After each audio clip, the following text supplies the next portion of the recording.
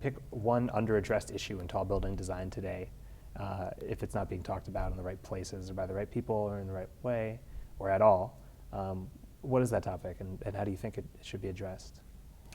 Well, I think one issue that actually is talked about a lot, but I'm not sure if it's really adequately addressed, is really the tall building as between a vertical city and a social space.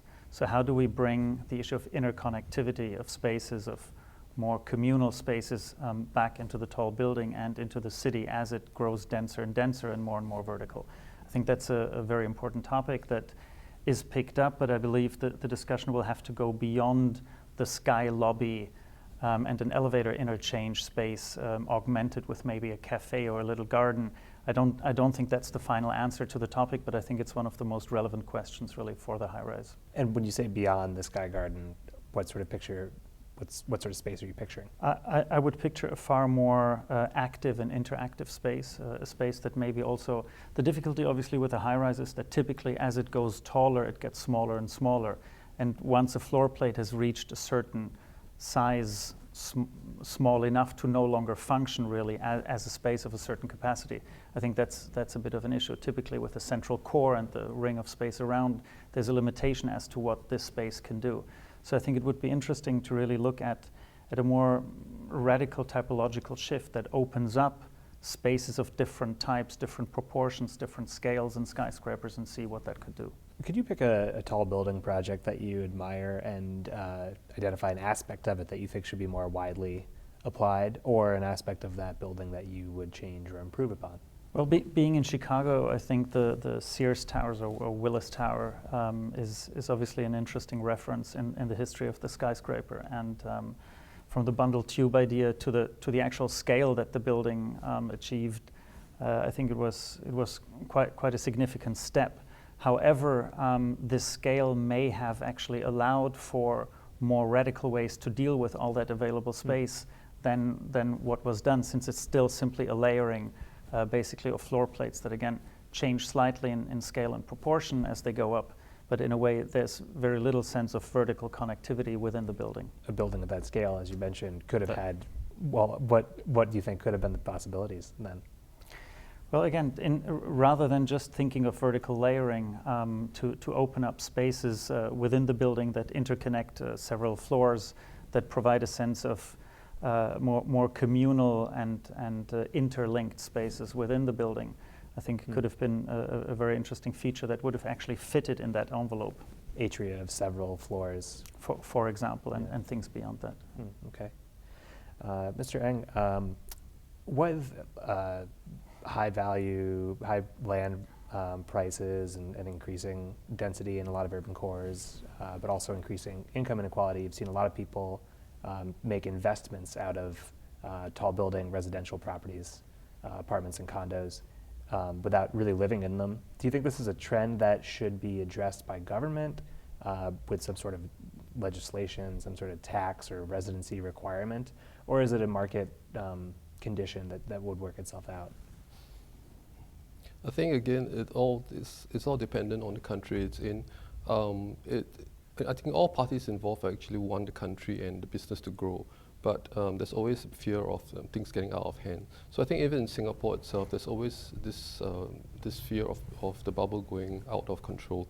And I think in the recent years, the government itself has actually stepped in and actually done additional, it's called stamp duties, so that if people buy more than one unit, because the second one usually there's one that they want to use for investment and rental, that is the one that they actually give additional tax on this. So that in a way, it's sort of like making it more difficult for people to buy at the second or third unit, and it sort of like gets more and more expensive. The tax goes higher and higher, and if you intend to sell it because you're just buying it just as just to play around as an investment, quick investments, quick switch, the faster you sell it, the higher the tax that you have to pay for it. So these are already encourage measures in place that the government is using to actually control this. Although, on the other hand, again, how appropriate are these measures? Again, it's also dependent on the situation and the countries that this is being used in. But in Singapore, then there's already measures in place. Have they had any negative impact on the housing market? Has it restricted anyone's? Yes, obviously it has, and the effect has already been seen. And the thing about the market is that it's so big, and sometimes the effect doesn't come in so immediate, and it takes a while, you see. And sometimes the measure sort of like adds on each other, and by the time you feel the measure, it's sort of like the slowdown has been too much, you see. So it's a very sensitive thing that I think whoever is going to do it, whether the government or the buyers themselves, they have to look at the whole picture and the context that it's going to be in. Mr. Scheeren, do you think wood will become a primary tall building material within 10 years, or will it remain more of a fringe structural element, and why or why not? Well, I think wood has re-emerged with an entirely new set of structural possibilities and capabilities through new technologies in the recent few years. And I think there are a few very interesting studies underway as to how this material can be used I think to many people's surprise, how it can be used as a structural material in a high-rise. To see it really become a predominant material, I think if ever, would probably still take a long period of time. But I think there will be interesting examples coming where, in particular cases, this could be a very fascinating possibility. So obviously the Interlace is a radically different housing typology than exists in most places and than exists in Singapore, just in terms of its interconnectivity. How have the tenants reacted? What's the end result on programming in this building as a result of the design? Okay, from what I see, it's that what we have actually put in place, the tenants are really enjoying it. Even not only just from the connectivity itself, but the freeing out of the ground for traffic free, and then pockets of green. You can see that they have actually taken it to a next level. For example, now they're actually like, instead of just allowing prams and wheelchairs to move very freely on the surfaces, but they haven't taken it to the next level. They're actually having like kids outdoor gym in the open spaces. You get rollerblade boys rollerblading around in spaces, and the green itself is actually caught on.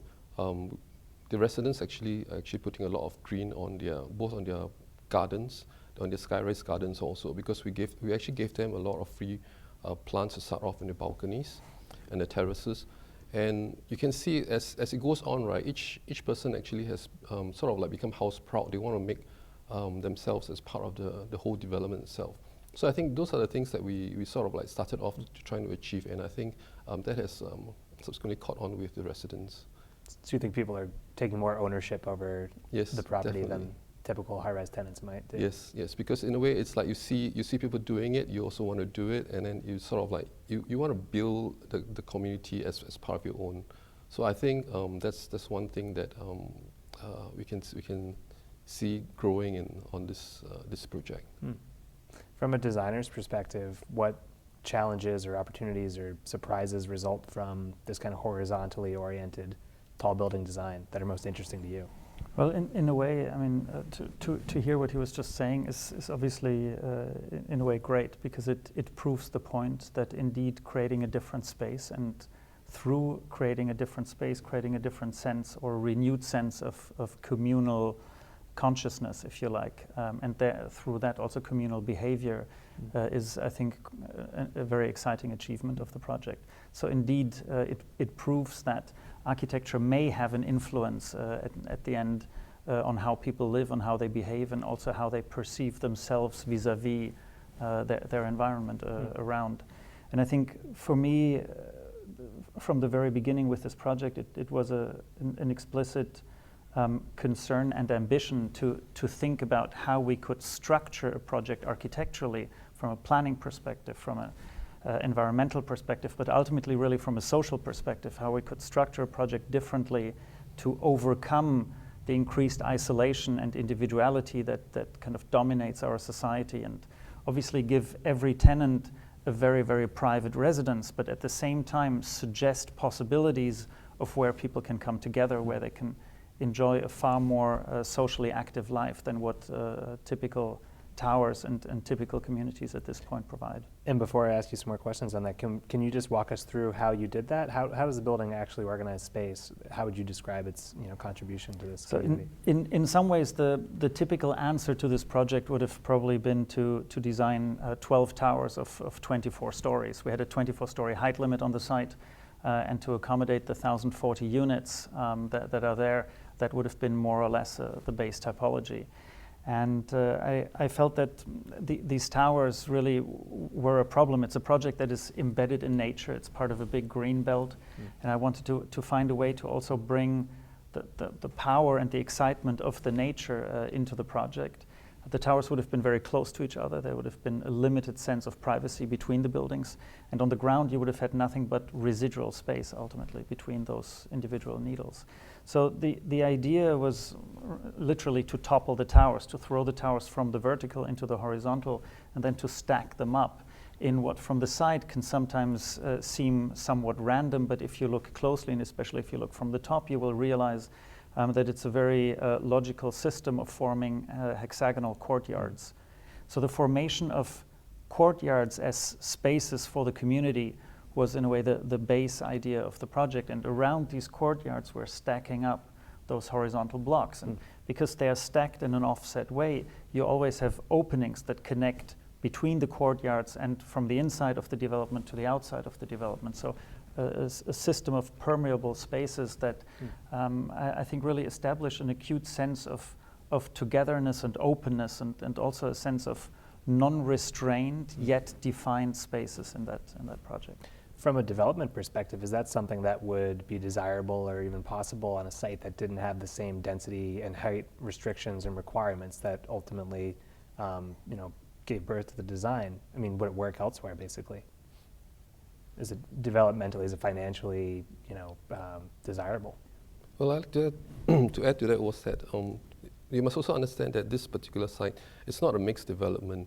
So I think part of this programming of the spaces actually is very important, because it is with all these spaces I already mentioned is that allows you to have all this variety of spaces to bring people up together, because it's not like a mixed one where you can have little cafes and stuff. So I think as a pure context of a residential site, because in Singapore, when they say this piece of land is for residential, you can only build residential there. Whether you can do this again in another land, a plot of land, it will depend, because we didn't really control the design initially. We didn't tell Ole, let's just make horizontal building, for example. And I don't foresee ourselves telling the next architect, whoever it may be, on the next piece of land, because as it is, I think there are a really lot of parameters out there controlling the design. And whether going horizontal is the only answer, we don't know. If you start telling people to start doing that, you're just sort of controlling their hand, just like the government. So far it was obviously the only answer was the other answer. So to some extent it was a new answer to that issue. I actually think that the project for me is some sort of prototype. It's something that studied a reversal in a typology that I think in itself has value beyond its own existence. Of course, it's clear each project needs to be assessed within its own framework and of parameters to see if something like that is applicable. But in general, I think the project proves a series of qualities that in themselves have value beyond the project as such. And some of those qualities are particular to the design and to the experience of the tenants. I'm also wondering how much of it is a result of the context of being in Singapore, because you mentioned the residential zone, you mentioned the green belt, obviously the incredible density there. Are there code issues too? Could this project be built in the US, for example? Well, I think the code issues can probably be solved in all cases, because if you really analyze the project in more detail, you will see that it's sort of much less complex than it seems at first. I think one important aspect of it is climate. It is a project in the tropics, so life indoors and outdoors, and the joint life in both domains is something that exists very strongly there. In a very cold climate, maybe the gardens have a slightly different character than they would have there. So I think obviously these things are not universally transferable, but I think nonetheless that there would be enough locations in the world that could very well accommodate a similar typology. I liked what you mentioned earlier about the permeability of it and sort of connecting public life, both indoors and outdoors. Is that a trend? Is that a part of a typology that, a prototype, as you mentioned, that you'd like to continue elsewhere? And how do you balance the concerns of privacy, security with a residential building, and also wanting to be welcoming, wanting to give sight lines all over for people to be able to find their way in and out and feel like they're part of a community? Well, I think one thing that Tianhua mentioned, the project was zoned purely for residential.